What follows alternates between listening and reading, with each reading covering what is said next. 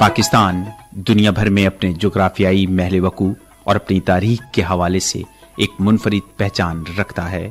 قیام پاکستان کے وقت اور سن 1947 کے بعد بھی اسلامی ریاستوں کا پاکستان سے الحاق کا سلسلہ جاری رہا۔ پاکستان میں شامل ہونے والی ریاستوں میں بہاولپور، کلات اور خیرپور ریاست شامل تھیں۔ ان ریاستوں میں ریاست خیرپور بھی اپنی جداگانہ پہچان رکھتی ہے۔ خیرپور ریاست تالپور خاندان کی اہم ترین ریاست تھی، جہاں سے انتظامی معاملات چلائے جاتے تھے۔ جہاں تالپور حکمرانوں نے اپنے اقدار کو مستحکم کرنے کی تگ و دو کی، وہیں انہوں نے نئے قلعے اور عمارتیں بھی تعمیر کروائیں۔ آج بھی اگر خیرپور کو دیکھا جائے تو وہاں کئی قدیم عمارتیں نظر آ جاتی ہیں، اور اس شہر کی سب سے خوبصورت اور دیدہ زیب عمارت بھی فیض محل ہی ہے۔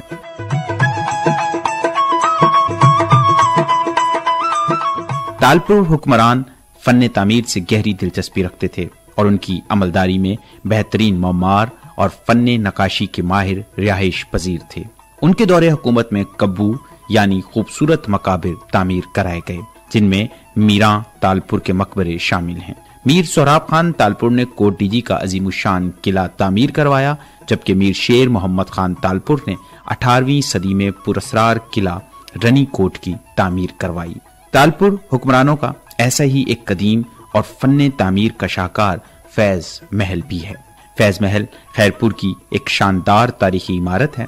خیرپور شہر کے شمال مغرب میں واقع فیض محل سابقہ خیرپور ریاست کے تالپور حکمرانوں کی وہ عظیم یادگار ہے جس کی مثال پورے بر صغیر پاک و ہند میں نہیں ملتی۔ فیض محل پاکستان کے شاندار فن تعمیر کے نمونوں میں سے ایک ہے۔ اس خوبصورت محل کی تاریخ 200 سال پرانی ہے۔ اس کی تعمیر خیرپور کے شاہی تالپور خاندان نے سن 1978 میں کروائی۔ یہ مغلیہ طرز تعمیر اور آرٹ ورک کا ایک بہترین شاہکار سمجھا جاتا ہے۔ میر فیض محمد خان تالپور ریاست خیرپور کے چوتھے حکمران تھے، جنہوں نے اپنی خودداد صلاحیتوں کو بروئے کار لاتے ہوئے ایسا حسین محل تعمیر کروایا جو آج بھی دیکھنے والوں کو اپنے سحر میں مبتلا کر دیتا ہے۔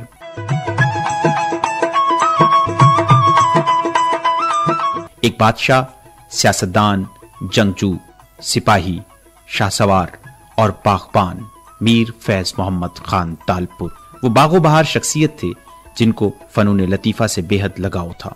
اسی ذوق و شوق کا لازوال عکس فیض محل میں دکھائی دیتا ہے، جو اپنے حسن اور طرز تعمیر کے باعث خیرپور کے تاریخی ورثے کا ایک نادر نمونہ ہے۔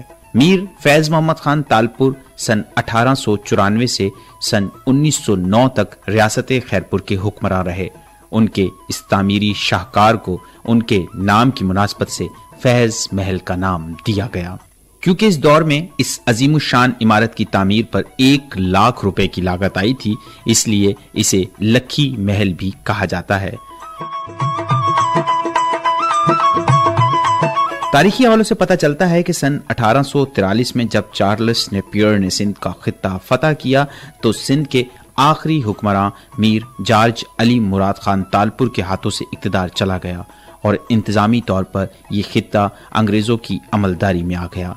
تالپور حکمرانوں کا تعمیر کرایا ہوا فیض محل 2 منزلہ عمارت ہے جو لال اینٹوں سے تعمیر کی گئی ہے، جبکہ اس کا اگلا حصہ ہندوستان کے شہر جے پور سے منگوائے گئے زرد پتھروں سے سجایا گیا ہے۔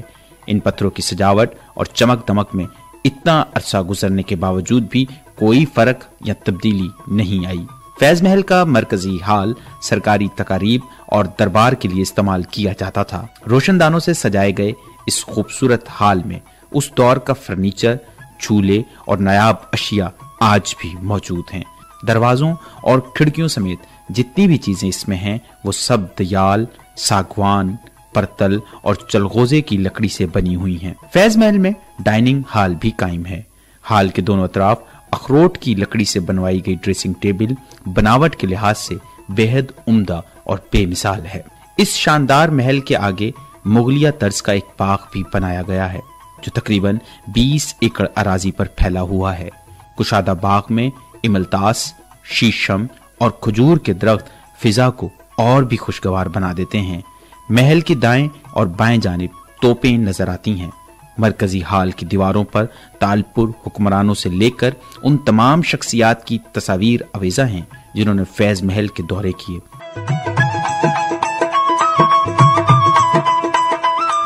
کئی سال گزرنے کے باوجود بھی یہ عمارت اپنا وقار اور شناخت برقرار رکھے ہوئے ہے۔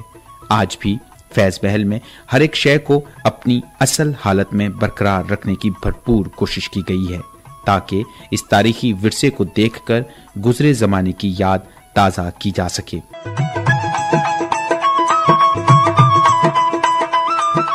فیض محل میں ایک عجیب سی کشش ہے جو خیرپور کی سیر کے لیے آنے والے افراد کو اپنی طرف متوجہ کر لیتی ہے۔ اس محل کی بناوٹ اور فن